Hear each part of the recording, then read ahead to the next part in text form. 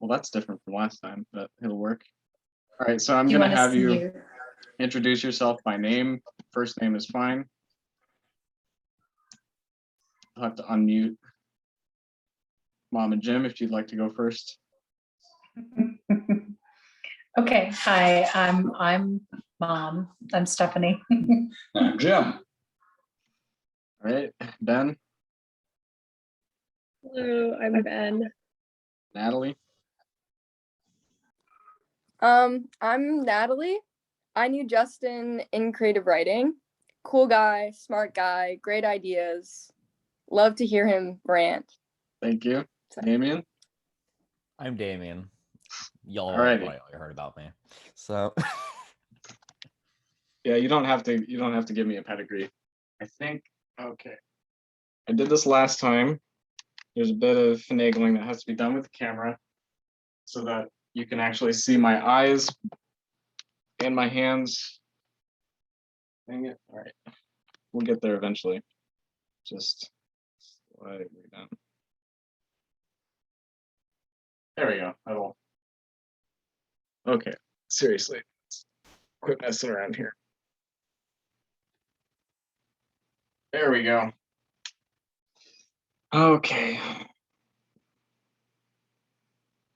And make sure that I can still see you guys while I'm doing this. Can everybody hear me okay? All right. Thank you for the thumbs up. Very informative. When I think of those we ought to admire, several images pop into my head. I think of those willing to do what must be done and say what must be said, someone with steel. I think of those willing to go to the heart of a problem and think less about the vague impressions surrounding something and more about the forces driving what they see at the surface, someone with wisdom. I think finally of someone whose primary concern is the well-being of all, whose every thought hinges on what can I say or do to make life that much more tolerable, someone with a sense of justice. Several specific people come to mind, but one stands tall among them. I have written about, researched, and read the works of this woman many times over, but as a Roman philosopher once said, I would never learn of anything to my benefit if I were prohibited from sharing it so that others may benefit as well.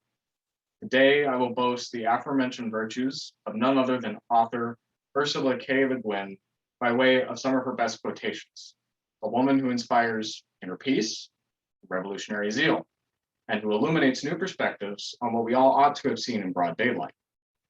Allow me to begin by offering the first face, the multifaceted author, a woman with steel, conviction, and determination. On numerous occasions, Le Guin has found herself coming to the defense of reason, a sense of impartiality, or outright challenging established customs. This was never outside of things which cost her personally either. In 1977, she turned down an award from the Science Fiction Writers of America because they had just recently expelled an Eastern Bloc writer. On the matter, she said she refused to receive an award, quote, for a story about political intolerance from a group that had just displayed political intolerance. Her ability to stand up and speak out did not, as has been the case with many other figures, flee from her in old age. In 2017, not a year before her death, she resigned from the Authors Guild over their endorsement of Google's digitizing and subsequently profiting from books that had been left in print. On her resignation, she said, quote, "You have decided to deal with the devil. There are principles involved, above all, the whole concept of copyright, and these you have seen fit to abandon to a corporation on their terms without struggle."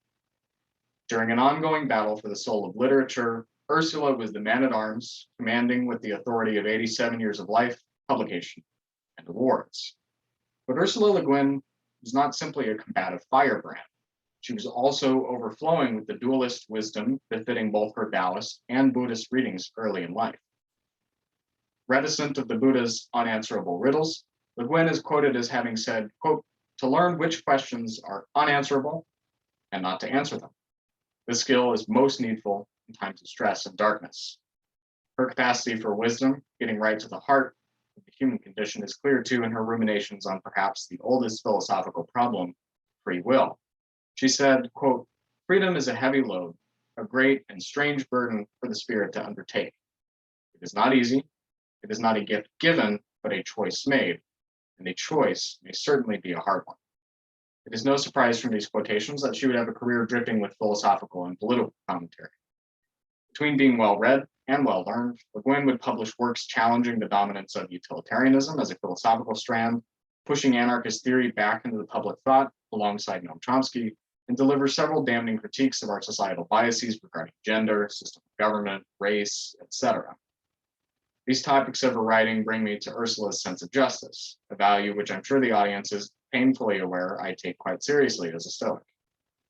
As I said, Ursula Le Guin did not shy away from topics that were hard to broach in the 60s and 70s, and from her writings emerged a spirit of righteousness but never zealotry. Even touching on love, an ethical act in itself, Ursula wrote, quote, "A profound love between two people involves, after all, the power and chance of doing profound hurt." Speaking again in that voice of moral certainty are my favorite lines from one of her critically acclaimed novels, The Dispossessed, where she wrote, quote, "You cannot buy the revolution, you cannot make the revolution, you can only be the revolution. It is in your spirit or it is nowhere." And if you will allow me to embellish Le Guin just that much further, I'll share one more personal favorite. Quote, "It is very hard for evil to take hold of the unconsenting soul."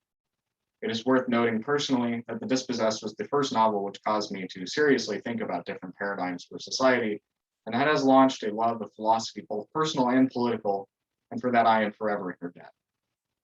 Before I let you all get back to your days, I'd like to wrap things up with a brief summary. Ursula Le Guin is, without a doubt, a model author. Her fiction writing challenged the tense social circumstances of her time, and she did so with courage. She did so with wisdom, and she did so for justice. Whether it was contesting the powers that be, fusing the literary landscape with critical thought, or attempting to level the playing field for her fellow authors, Le Guin's career was a well-fought campaign. On her death in 2018, aged 88, the world closed one of the finest chapters ever written, and I hope you will all consider diving into that fine text of human life, Ursula K. Le Guin. Thank you.